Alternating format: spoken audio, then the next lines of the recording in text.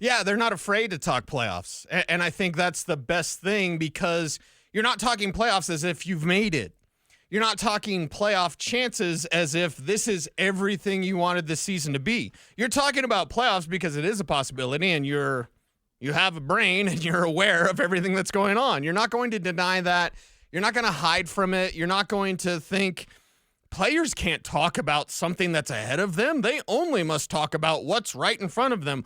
Well, they know that, but that's the secondary thing. The primary directive for the Denver Broncos is to play well against a tough team in the Indianapolis Colts. Throw the records out.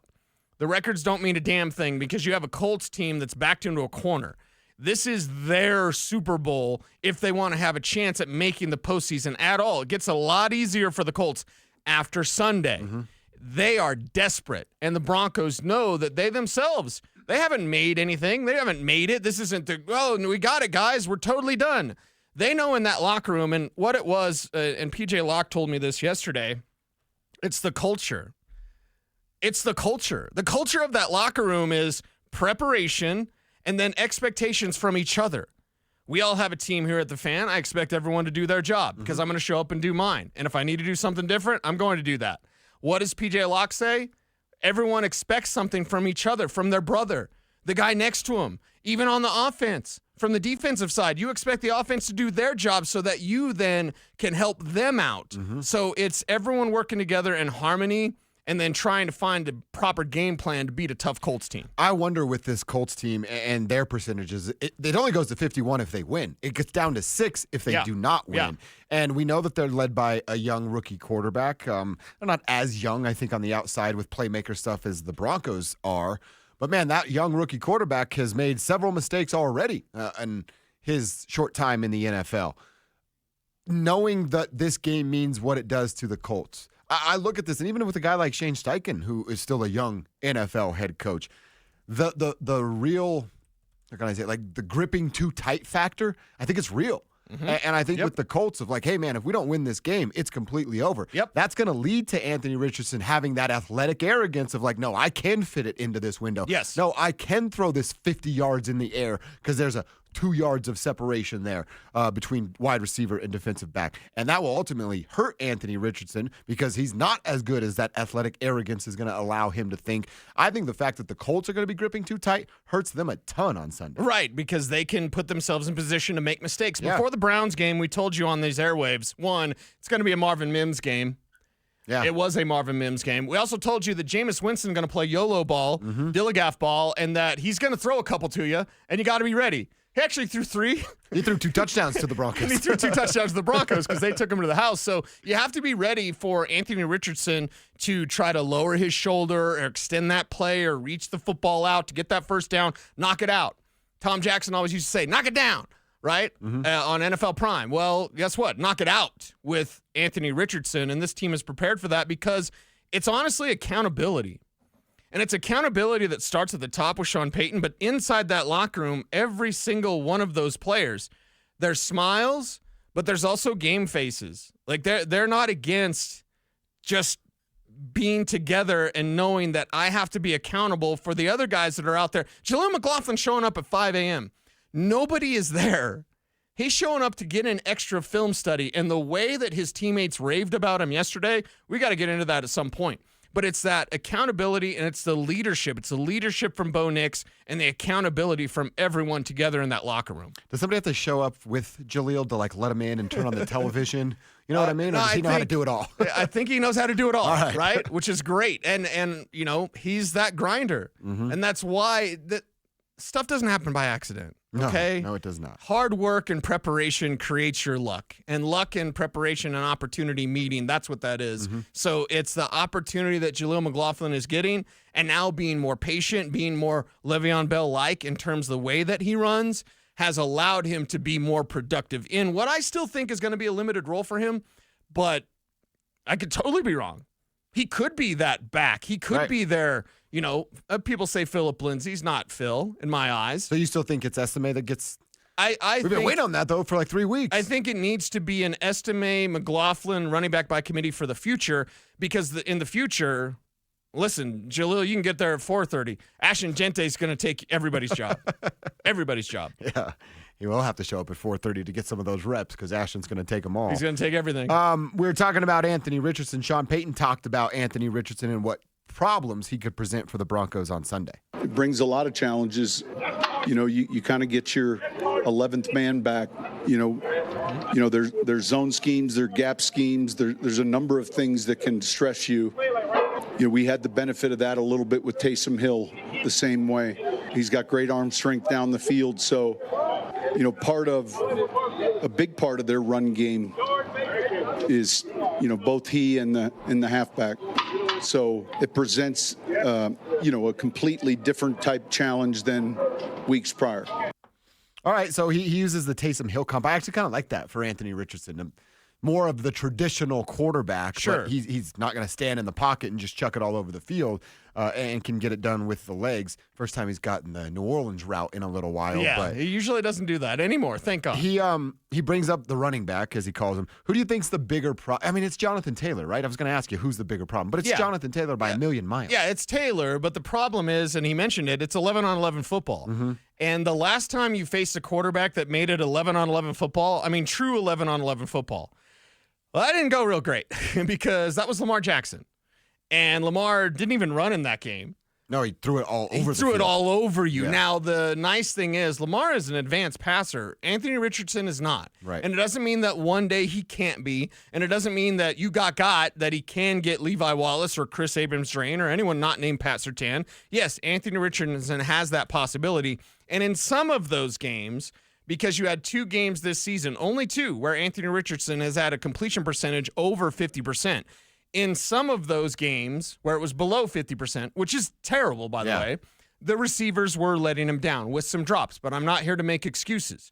The reasoning behind Anthony Richardson is that 11-on-11 football means you can't fall asleep or start kind of just running wild-eyed towards the play. Mm-hmm. You have to watch out for play-action passing. This is why shutting down Jonathan Taylor is the number one priority for the Denver Broncos because everything feeds off of him. If Taylor's running the rock, now play action is opened up. If play action is opened up, now Josh Downs down the field for a big play, 80 yards to the house. That's opened up. If you secure Jonathan Taylor and kind of force them to go a little more pass happy, that plays right into the strength of your defense because Anthony Richardson's not an advanced passer. And you can still go one-on-ones on the outside, even with a Levi Wallace, because that's what Vance wants to do. Yes. It's almost... And you can correct me if I'm wrong here. Remember the Raiders game plan for Bo? They said, beat us, Bo. Yeah. We dare you to. And then he did. And then he did, right. The Broncos are going to roll this same thing out, aren't they? Isn't this VJ's plan? Hey, beat us, Anthony. We don't think that you can. And if you can, we'll shake your hand at the end of these 60 minutes and say good job. Yeah, good on you. But he can't, man. Not right now. I like what you said. Yeah. He's building towards something, maybe. But it's not right now. He is not I don't even know, like Lamar's rookie year when it's like, all that dude wants to do is run. That was wrong because he could still dice you up with the ball in his hand. Yeah. I don't think Anthony is that level of a quarterback yet. Right. And if you just go back, and I'll go back to the college film, like Lamar Jackson was always an advanced passer. Yeah, I agree. For Bill Polian, and God bless Bill Polian, he's forgotten more about football than I'll ever know. But the Lamar Jackson as a wide receiver take, the worst take of all time, even worse than the Bo Nix takes that we have to fight back against. But like Lamar was always an advanced passer at Louisville. He just came to the NFL and started to run and tear you up with his legs. Richardson, not an advanced passer in college, not an advanced passer in the pros. So it's not one of those things, and I've seen people relying on the numbers. Well, hey, Josh Allen was a 50% passer. Well, I mean, he's throwing to Tanner Gentry, right? Yeah. Okay, God bless Tanner Gentry or Brian Hill or any of those Cowboys up there. Laramie, what's up? I like Brian Hill. I like Brian Hill. What's up, Cowboys? But, it's a different thing with Richardson. He's got the talent and the skill around him. It's just, can you confuse him? And the answer is yes. How much can you confuse him? And can you stop Jonathan Taylor? Priority number one for the Denver Broncos. That's what they have to do defensively. How about the other side? Offensively, what can they improve on starting this week that they struggled with early in this season? I think we've been better on third down than earlier in the year. We've been better in the red zone. Those are 2 things that stand out. We've done a pretty good job of taking care of the football. But I think our third down, in some of these wins, our third down and red zone numbers have been pretty good. All right, he's talking about them being pretty good. They've gotten better for sure. I don't know about pretty good. Third down, that's what the sticks look like, staying in front of them on first and second down. I don't want to hold them too far to that, but they have gotten better. I want to talk about red zone production and scoring.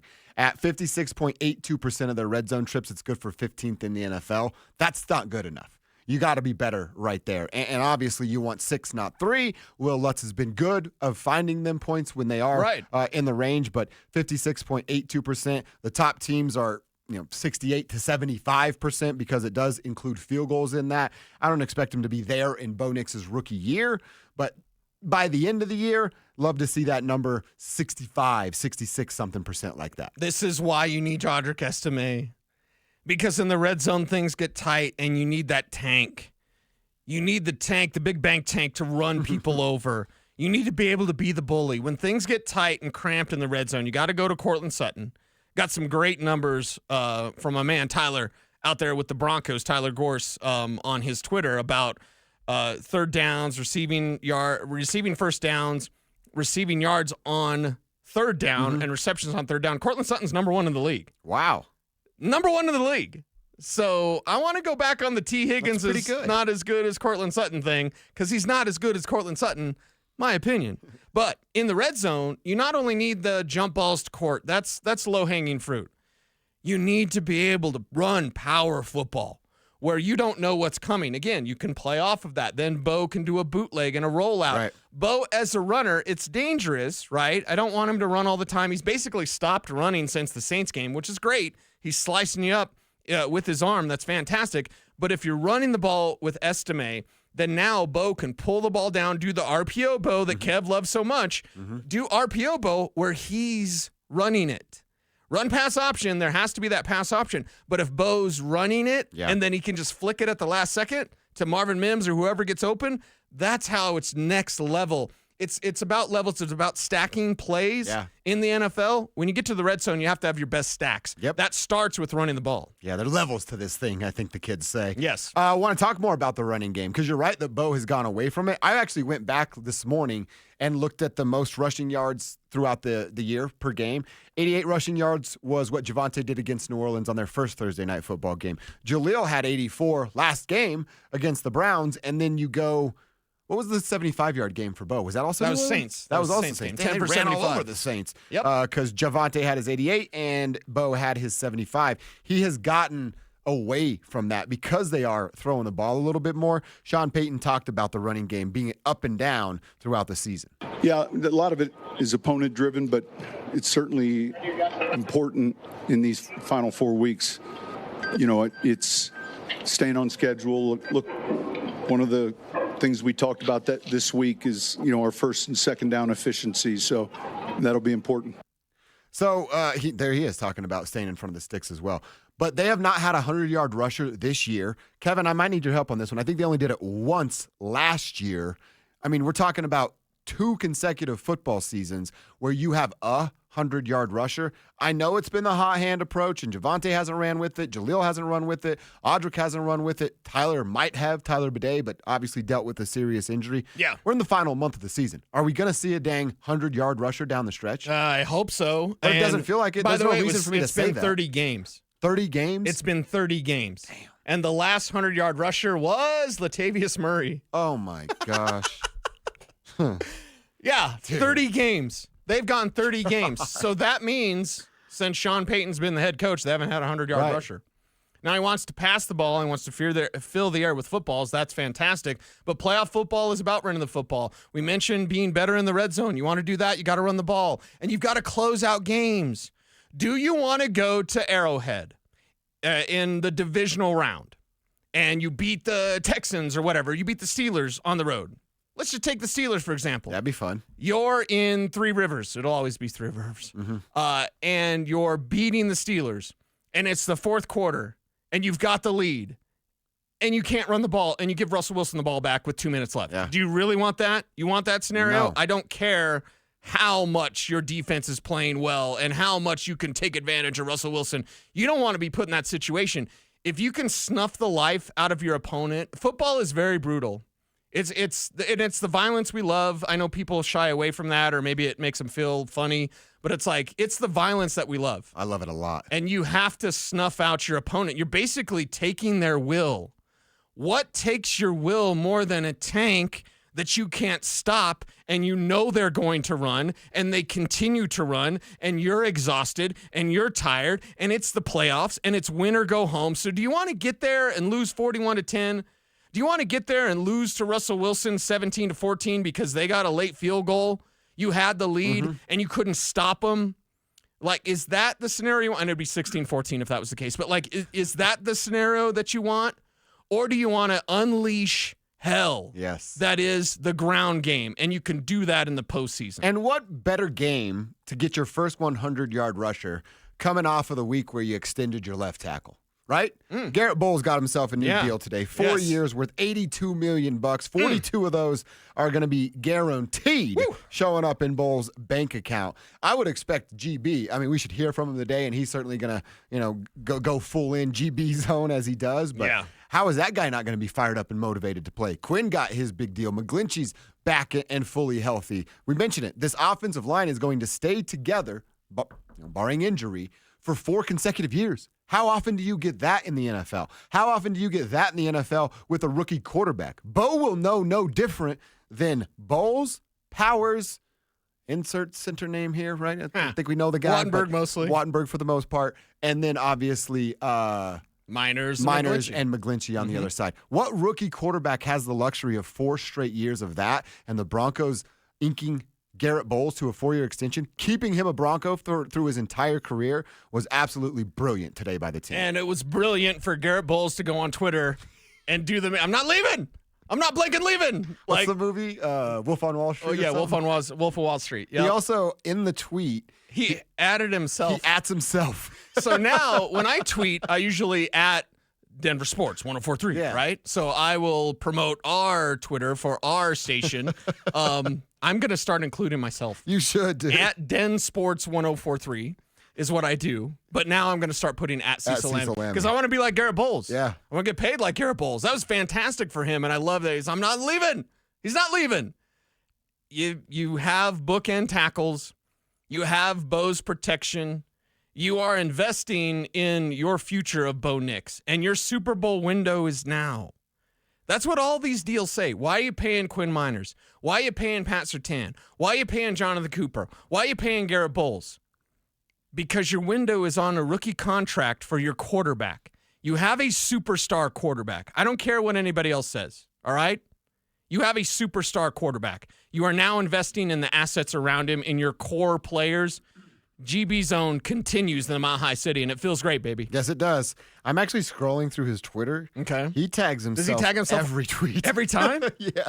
60% of the time, it works. Right. Every time. Hey, it's worked, huh? The guy's gotten how many millions of dollars thrown his way? Yeah. You don't change what you're doing there, GB, because it has worked out. And yes, I'm fired up for it. Cecil's fired up for it. Broncos country, you should be as well. Tell us how you feel on the RamosLaw.com text line 303-713-1043. Will this be the week that they break the 100-yard mark with one of their rushers? I don't even care at this point. Be it your guy, Audric, be it my guy, Jaleel. I would just love for a running back to have the number 100 next to his name. Yeah, it's not great, Bob. I'm not expecting it. Not this week or like the final month of the season? I'm not expecting it at all. They're not doing it against the Chargers. We know that. I'm not expecting it against Cincinnati. Cincinnati's pretty and Cincinnati's pretty bad defensively, so I guess if that's where you wanted to. Maybe if you get the B team in the final week against Kansas City. I want to see them do it before I can actually expect them to do it. And right now, and you're saying my guy Audric, I get it, but my guy's Ashton Genty. My guy's next year, right? Audric's is a nice story. And listen, God bless Notre Dame, but he's fine. He's a day 3 running back. He's fine. There's nothing wrong with Audric Estime. He is limited in terms of he's a power guy. You don't really want him catching passes, and that's fine. You've got Jaleel McLaughlin to catch your passes and to work in space. So my guy is the next year guy because they don't have their franchise running back. They got their franchise quarterback. They got their franchise left tackle. They don't have a franchise-defining running back. And this team, Broncos country, listen, 2013 was fantastic, but Broncos country has always been about running the ball and playing great defense. You got to get back to running the ball. Yeah. You want to win it all, you run the ball. That's right. That's an interesting thing you said there about you got your franchise quarterback, you got your franchise left tackle. Everybody for the most part. Sean is the franchise coach right now. Yeah. Franchise cornerback. That's Sure. obviously an easy one. Franchise right guard. Tackle and left guard. I don't know. I don't know if they're the franchise face, but they're there for a couple of years. When's the last time we could say this Broncos team has franchise pieces here, here, and here? We only have 3, right? Quarterback, cornerback, and then tackle. I might throw minors on that, so maybe 4. But when's the last time the Broncos had 4 pieces that you go, yep, that's the spot for their entire future? Well, in a conversation that we've had about the rebuild, Kev Kistner, our very own Kevin Kistner, wrote about it at denversports.com. Yep. I tweeted about it because it's fantastic. And it asks and answers the question, when is the rebuild over? And with these sort of franchise players, Kev, I mean, this tells you your rebuild's getting pretty close to being done. Or is it done? It doesn't matter. Either way, it feels good right now because of the franchise players. See, I can't, Kev, I'm a little with you that I'm not ready to say it's fully over. Fully, man. It's not like we're walking towards it. That light that we were walking toward, really, there was no light at the end of the tunnel. We were just walking towards more darkness and more darkness and more darkness. Right. There's a big light now that we're walking towards, but we're not there quite yet. Right? Now you got me thinking of Chappelle's show. Darkness is, right? Yeah, you're walking, you can live in this house. That couch out. Right. Blank your couch. What you can do is you're building a house, you can live in this house now. Mm-hmm. It doesn't mean that one room's not painted yet, all right? Maybe there's some drywall work we still need to do in the basement, but you can live in this house. You can enjoy this ride. Broncos country is back. Yeah. And it feels great. Kev, are you a believer that they're fully out or still work to do? They're almost there. Okay. I think once the draft is over, you make one big signing in free agency, you make the right draft picks, then come April 30th, the rebuild is officially over. Okay. They'll have a playoff game or 3 under their belts at that point as well. So we'll see how that looks. We'll see how that looks. And I'll say if we're ranking head coaches, Sean Payton would be in the top 10, pessimistically. If you're ranking ownership, there's nobody better than Greg Number Penner. 1, yeah. He's number 1. And now you're ranking GMs. And listen, I give George Payton a lot of grief for some of his picks. But damn it, he's stepping to the plate. He's knocking out of the park every single time. No GM's ever going to bat 1,000. Exactly. But if you're batting like 600, you're one pretty thing good. that we've learned about George Payton, 2 things essentially. 1, he works really well with Sean Payton, which is tough to do. Sean is tough to work with, okay? He's incredibly tough to work with. George can work with him. And secondly, when George gets to do George things, he's really good. Hey, that scout that's really good at scouting, can you just let him scout? Yeah. Because when he scouts, he finds you guys. Mm-hmm. He That's found you a exactly guy, right. and of course has done it multiple times. Dude, if I see George Payton in the locker room again this Sunday and he's tired and